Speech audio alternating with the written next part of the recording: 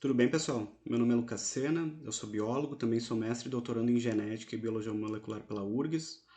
Hoje eu vou falar com vocês sobre a importância do isolamento e da quarentena para frear o crescimento acelerado que o coronavírus tem tido no país nesses últimos dias.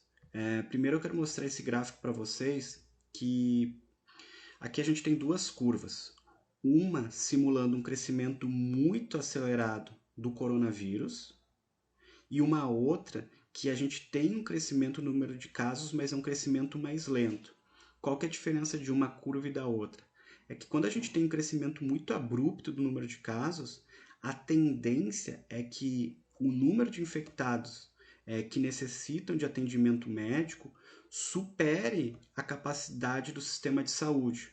Ou seja, o sistema de saúde tem uma quantidade específica de leitos, de UTIs, mas como você está concentrando os casos graves num curto espaço de tempo, a tendência é que vários indivíduos que precisem de atendimento médico não consigam vaga, e por isso que o crescimento abrupto tem tem um profundo impacto na taxa de mortalidade. Nós vamos discutir alguns casos aqui.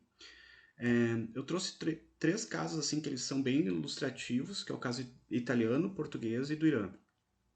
A Itália, hoje, ela se encontra com 74 mil indivíduos infectados e 7.503 mortos.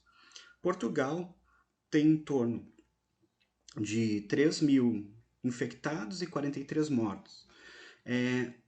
A taxa de mortalidade da Itália gira em torno aí de quase 10% e a taxa de mortalidade de Portugal gira em torno de 1%. Aí as pessoas podem questionar, mas é que a Itália tem uma taxa de mortalidade porque, enfim, é uma população idosa. Quando a gente compara os dados italianos com os dados do Irã, o Irã ele já tem aproximadamente 27 mil indivíduos infectados e 2.077 mortes, numa taxa de mortalidade que gira em torno de 7,5%. O que tem de similar da Itália e do Irã? Primeiro, nos dois casos, a gente teve um crescimento abrupto do número de infectados em decorrência de uma política limitada na contenção do vírus. Nos dois casos, Itália e Irã, as políticas de quarentena, de isolamento não foram adotadas de forma eficiente lá nos casos iniciais, o que fez com que o vírus se espalhasse numa grande velocidade, sobrecarregando o sistema de saúde. O Irã, diferentemente da Itália, não tem uma população idosa, aproximadamente aí 5,5% da população tem mais de 65 anos, diferentemente da Itália. Mas o que tem em comum nos dois casos foi um crescimento muito acelerado e abrupto no número de casos. Uma coisa importante é que a Itália começou, num primeiro momento, a iniciar uma política mais ofensiva de isolamento, de quarentena, porém ela tentou mudar a estratégia no meio do caminho. Essa é uma reportagem do dia 28 de fevereiro, tá? E o título da reportagem é: Itália muda a estratégia contra o coronavírus para combater o alarmismo e proteger a economia. Nesse período, a Itália tinha aproximadamente aí 650 indivíduos infectados e 17 mortos. É um número que, inclusive, é menor do que do Brasil hoje. E essa política vacilante de impor a quarentena e o isolamento trouxe um profundo impacto na Itália, com milhares de mortos, uma quantidade incalculável aí de indivíduos infectados. E, infelizmente, vários países que não adotaram as medidas corretas hoje estão pagando um preço importante. A Espanha, por exemplo, superou o caso de mortos em relação à China. E todo o país que não adotou as medidas corretas vai cedo ou em breve sofrer consequências duras em relação ao coronavírus. No caso do Brasil, os dados preliminares apontam que a gente está em torno aí de 2.587 pessoas que já foram infectadas pelo coronavírus.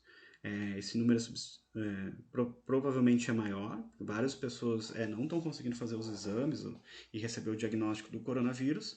E a gente está com 61 mortos. O que a gente consegue observar na curva do crescimento, do avanço do coronavírus no país. É um crescimento bastante acelerado, bastante acentuado, e a tendência é que no próximo período, se a gente não adotar uma política mais consistente e firme para conter o vírus, a gente perca o controle da contenção do coronavírus no país, e isso vai sobrecarregar o nosso sistema de saúde, aumentando a nossa taxa de mortalidade, que é hoje em torno de 2, 2,5%. Nesse sentido, as políticas de isolamento elas são fundamentais, porque apesar de vários indivíduos terem sintomas leves, o indivíduo com sintomas leves ele é um propagador do vírus. Então ele está infectado, mesmo com sintomas leves, acha que vai tocar sua vida normalmente, porque acha que um pouquinho de dor de garganta, febre leve, mas se ele vai em restaurantes, bares, festas, vai ao local de trabalho, ocorre esse processo de disseminação do vírus para a população cada vez mais. E por isso que as políticas de isolamento são centrais para fazer com que aquela curva de crescimento do vírus se achate. Em relação às escolas, às vezes as pessoas podem perguntar: mas se a taxa de mortalidade em jovens é tão baixa, por qual a necessidade de manter o isolamento nas escolas? Bem, se os estudantes saíssem da sala de aula e fossem trancados no armário, até era cabível esse raciocínio. A grande questão é que esses estudantes que estão na sala de aula lotada, recreio, se tiver um jovem contaminado com sintomas, inclusive pode ser sintomas leves, vai passar para os seus colegas, esses colegas vão passar para os seus pais, seus avós, e isso faz com que a escola seja um grande ambiente de propagação do coronavírus. Por fim, uma coisa bem importante, que existe uma especificidade brasileira. Pela primeira vez, eu acho que o coronavírus ele chega com muita intensidade num país que tem muita desigualdade social e, infelizmente, uma parcela significativa da população tem péssimas condições habitacionais. Então, por exemplo, se discute, vamos isolar só o indivíduo infectado, vamos isolar só os fatores, as pessoas com risco elevado.